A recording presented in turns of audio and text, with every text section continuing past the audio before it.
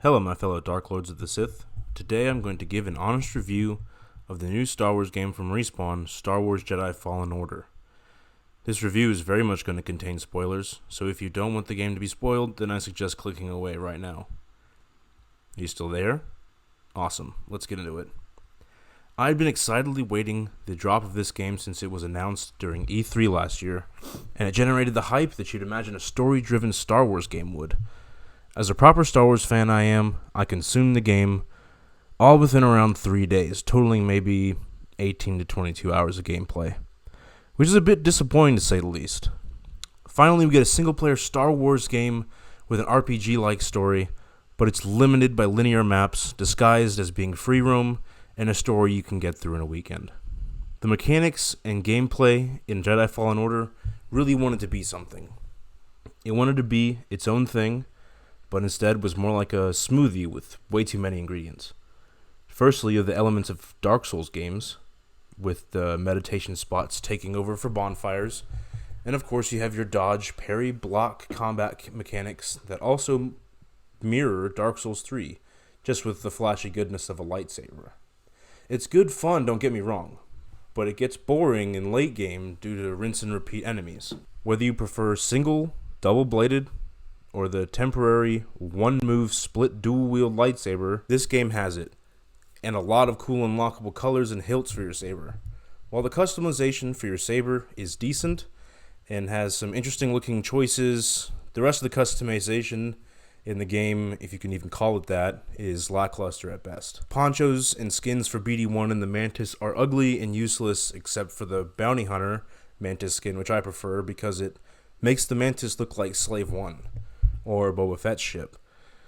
BD1 stims serve the purpose of Estus from Dark Souls, and he can scan environments and enemies for more background lore if you're into hunting random trinkets and searching crashed Venator-class Republic starships, which is one of the coolest and most interactive bits of the game that I really enjoyed.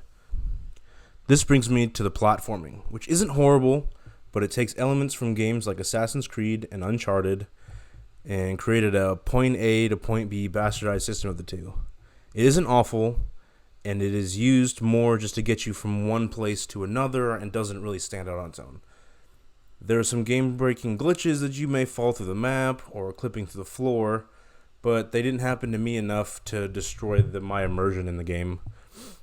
Overall, the gameplay is fun, but it lacks any kind of individuality, and it's passable at best.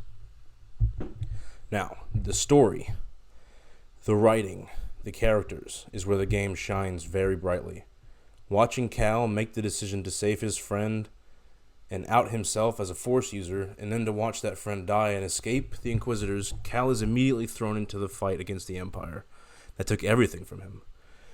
Cal learning how to deal with the trauma of losing his master, Jaro Tapal, voiced by Travis Willingham, and a scar left on him by Order 66 to become the Jedi he was meant to be is some of the best character development I've experienced in a Star Wars video game since The Force Unleashed. Not only is Cal's arc amazing, but Sarah's arc is also magnificent. Going from a disgraced Jedi Knight cut off from the Force to challenging Darth Vader is an incredible character development. The supporting characters are likable as well, albeit the relationship building is a bit forced from Grease and Marin, but they are supporting characters for a reason, so it's really a non-issue. There were 2 scenes in the game where I was on the edge of my seat, and the first was the good 15 minutes you spend as Child Cal, and you experience Order 66 from the point of view of a Jedi.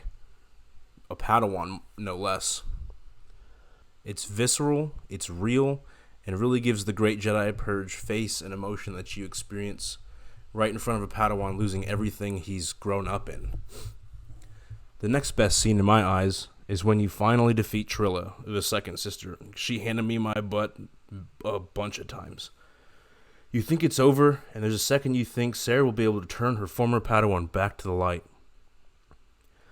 But that is a fleeting thought, as the fog begins to roll behind Trilla and the sound of a large being landing on metal bangs behind her, and then you hear it. The footsteps and the mechanical breathing that we all know Vader's here, and he is disappointed in the Inquisitors. This scene made my heart race. Like, that's really Vader right there. And they sell him very well. Respawn made Vader terrifying, and it was perfect. Aside from what I loved from the story, there's a bit that I did not like, and it had to do with the ending of the game. The MacGuffin of the game is a holocron that has the name of thousands, hundreds of Force-sensitive children throughout the galaxy. And in the end, Cal makes the decision to destroy the holocron. It just made me feel like everything you went through was for nothing, and it was kind of empty. Instead of confronting his demons, he just destroys it.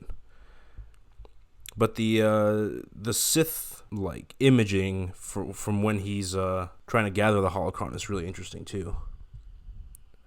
I'm interested to see if there'll be a sequel, because I would love to see where Cal and Sarah's story go from here. So what are my takeaways?